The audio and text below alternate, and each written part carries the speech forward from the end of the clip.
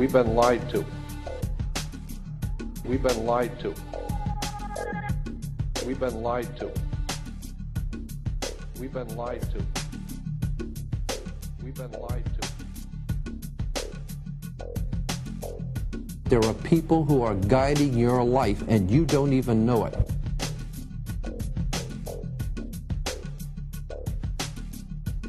We've been lied to. You had better wake up and understand. There is indeed a global conspiracy going on, and the way it has been carried out and concealed is to control of the global money system, and hence control of all other subsequent systems of importance down the food chain, such as governments and media. It's important to understand the control of the global money system has been achieved through control of the global central banking system, and that this system is a privately run enterprise. It is a private business that runs for a profit, and it is owned and operated by wealthy international banking dynasties such as the Rothschilds, the Morgans and the Rockefellers.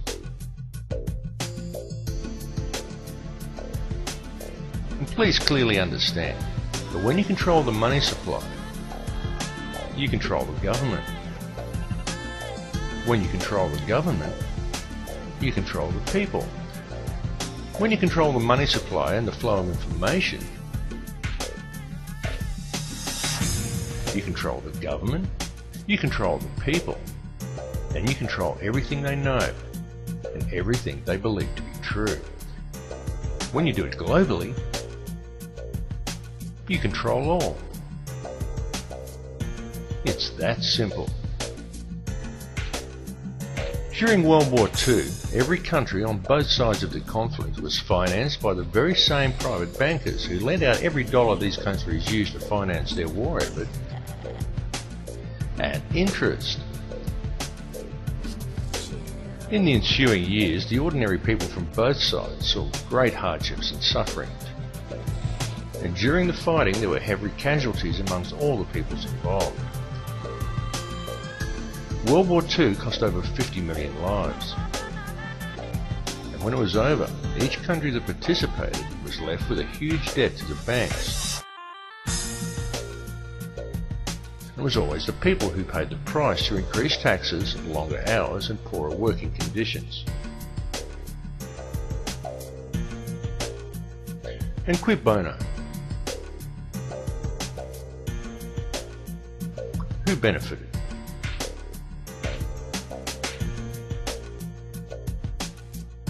Well, J.D. Rockefeller stayed home, and he made profits in excess of $200 million from it. For international bankers, there is nothing more profitable than war.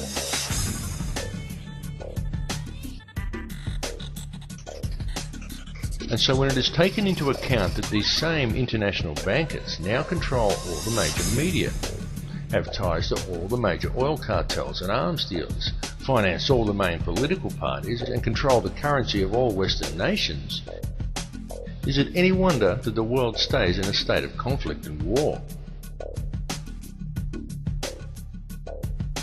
In the months following World War II, a number of prominent members of Hitler's core Nazi infrastructure were smuggled out of Germany and into America in a documented joint operation conducted with the Vatican, known as Operation Paperclip.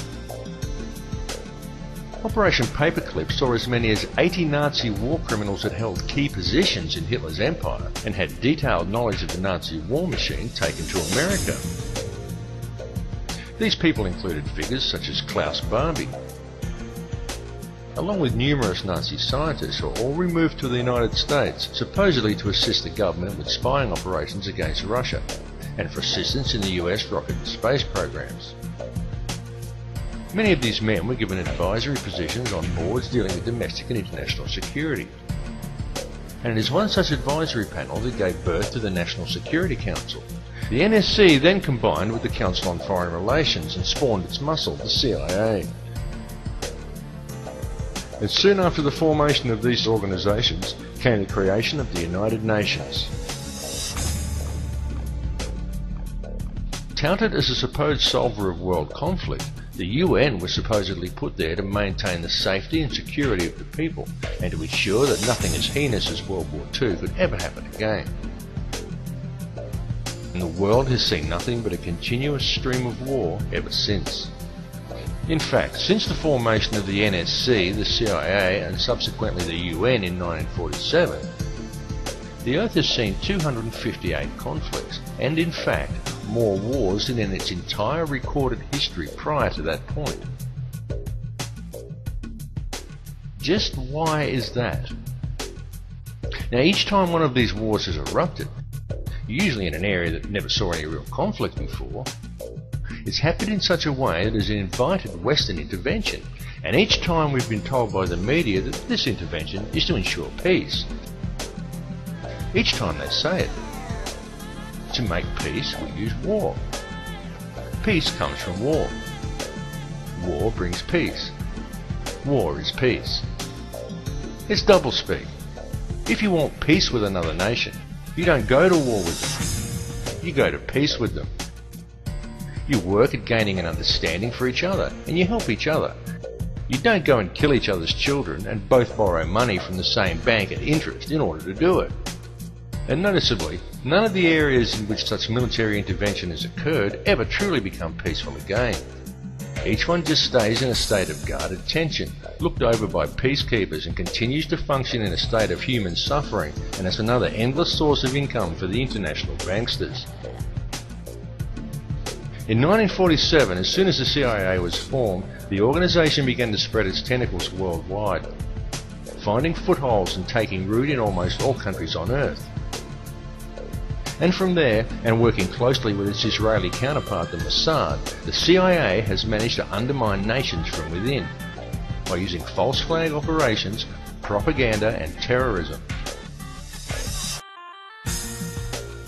Now please understand that these organisations were created on the recommendations of top-level Nazis, and they were founded and operate on Nazi principles.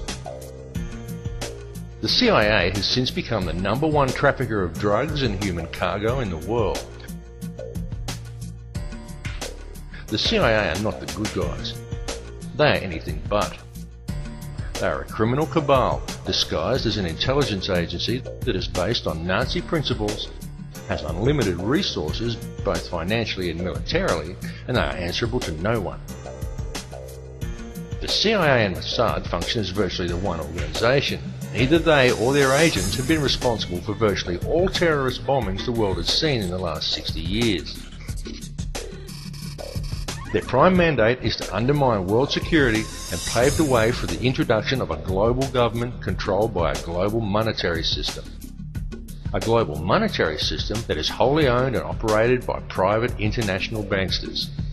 At the end of World War II, the Reich didn't lose or surrender. Germany did. The Reich simply went underground and disappeared. The truth is that the Reich was controlled and financed by European bankers right from the start, and at the end of the war they simply moved it to America and let it continue to function, but hidden in the shadows. And unbeknownst to the American people, or to Congress, or to the people of the world, it has continued to operate from behind the scenes, and over the last 60 years it has infiltrated itself into all important levels of government and industry and the media, and has gradually spread itself out across the entire globe. Forget the politicians. They're an irrelevant. The politicians are put there to give you the idea that you have freedom of choice. You don't. You have no choice. You have owners. They own you. They own everything. They own all the important land. They own and control the corporations. They've long since bought and paid for the Senate, the Congress, the state houses, the city halls. They got the judges in their back pockets, and they own all the big media news, all the big media companies. So they control just about all of the news and information you get to hear. They got you by the balls.